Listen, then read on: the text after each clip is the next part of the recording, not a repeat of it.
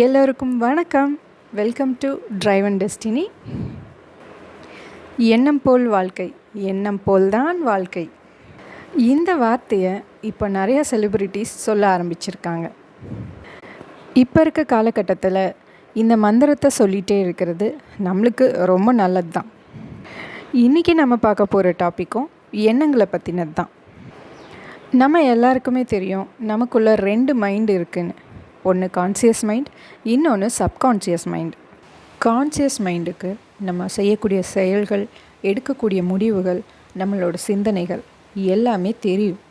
ஆனால் அது எல்லாத்தையும் செயல்படுத்த வைக்கிறது நம்ம சப்கான்ஷியஸ் மைண்டு தான். நம்ம சப்கான்ஷியஸ் மைண்டுங்கிறது ஒரு பேங்க் லாக்கர் மாதிரி. அதுக்குள்ளே என்னென்ன தேவையான பொருள்களை வைக்கிறோமோ அது நமக்கு எப்போவுமே தேவைப்படும், எப்போ வேணாலும் நம்ம எடுத்துக்க முடியும். அதுவே தேவையில்லாத பொருட்களை அங்கே வச்சுருந்தா அது காலம் முழுக்க அங்கேயே தான் இருக்கும், நமக்கு எந்த விதத்துலேயும் உபயோகமும் படாது. ஸோ நம்ம ஆள் மனசில் தேவையான எண்ணங்களை வச்சுருக்கோமா, தேவையில்லாத எண்ணங்களை வச்சுருக்கோமாங்கிறத நம்ம ஒரு தடவை கவனித்து பார்க்கணும். நம்ம சப்கான்ஷியஸ் மைண்டை எப்படி ஸ்ட்ராங்காக வச்சுக்கிறது, நம்ம சப்கான்ஷியஸ் மைண்டில் எந்த மாதிரியான எண்ணங்கள் இருக்கணும் அப்படிங்கிறத பற்றி இந்த பதிவில் பார்ப்போம். முதல்ல நம்ம கவனிக்க வேண்டியது நம்மளோட எண்ணங்களை தான். நம்மளோட எண்ணங்கள் எப்படிப்பட்ட எண்ணங்களாக இருக்குது, நம்மளோட பழக்க வழக்கம் எப்படிப்பட்ட பழக்க வழக்கமாக இருக்குங்கிறத நம்ம கவனிக்க ஆரம்பிக்கணும். நம்மளோட இந்த அவேர்னஸ் மூலமாக நம்ம சப்கான்ஷியஸ் மைண்டில் சில மாற்றங்களை நம்மளால் ஏற்படுத்த முடியும். அடுத்தது அஃபர்மேஷன்ஸ். அஃபர்மேஷன்ஸில் 2 இருக்குது. ஒன்று பாசிட்டிவ், இன்னொன்று நெகட்டிவ்.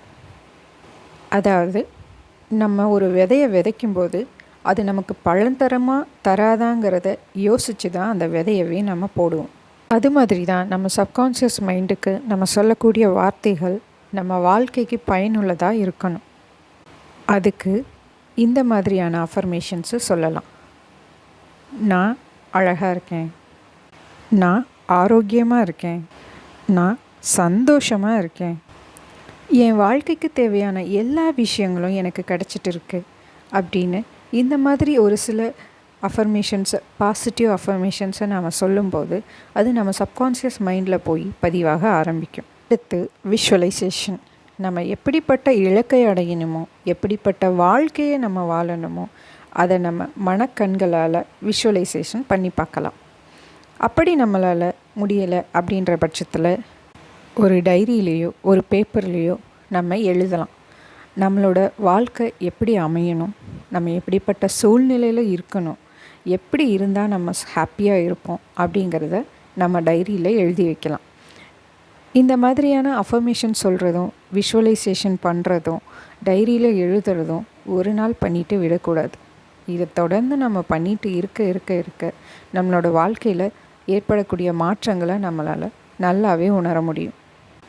இந்த பாசிட்டிவ் அஃபர்மேஷன்ஸ் சொல்லியும் விஷுவலைசேஷன்ஸை பண்ணியும் பிரபல நடிகர் ஒருவர் தன்னோட வாழ்க்கையில் வெற்றி அடைஞ்சிருக்கார்.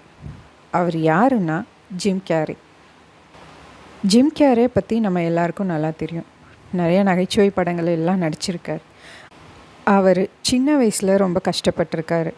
தன்னோட குடும்ப சூழ்நிலை காரணமாக அவரோட படிப்பையும் பாதியிலேயே விட்டிருக்கார். அவருக்கு நடிப்பு மேலே ஆர்வம் அதிகமாக இருந்திருக்கு. அதனால் அவர் தான் ஒரு நல்ல நடிகனும் அந்த நடிப்புக்காக அவருக்கு $10 மில்லியன் கிடச்சிருக்கு அப்படின்னும் நம்பி அவருக்கு ஒரு செக்கை எழுதி தன்னோட பர்ஸில் வச்சுருக்கார். ஒவ்வொரு நாளும் அந்த செக்கை எடுத்து பார்த்து அந்த $10 மில்லியன் தன்னோட நடிப்புக்காக கிடைச்சதுன்னு அவர் ஒவ்வொரு நாளும் அஃபர்மேஷன்ஸை சொல்லிகிட்டே இருந்திருக்கார். சில வருடங்கள் கழித்து அவர் நடித்த டம் அண்ட் டம்மர் அப்படிங்கிற படத்துக்கு அவர் எழுதி வச்ச அதே $10 மில்லியன் அவருக்கு கிடச்சிருக்கு. நம்ம சப்கான்ஷியஸ் மைண்ட் எவ்வளோ பவர்ஃபுல்லானது அப்படிங்கிறது இதிலேருந்து நமக்கு தெரிஞ்சிருக்கும். நம்ம வெறும் பாசிட்டிவ் அஃபர்மேஷன் சொல்கிறதுனாலையும் விஷுவலைசேஷன் பண்ணுறதுனால மட்டும் நமக்கு எல்லா வெற்றியும் கிடச்சிடாது. இது எல்லாத்தையும் நம்ம பண்ணாலும் நம்மளோட உழைப்புன்னு ஒன்று இருக்குது. அதை கண்டிப்பாக நம்ம அங்கே கொடுத்தா மட்டும்தான் நம்ம நினச்சது எல்லாமே நடக்கும்.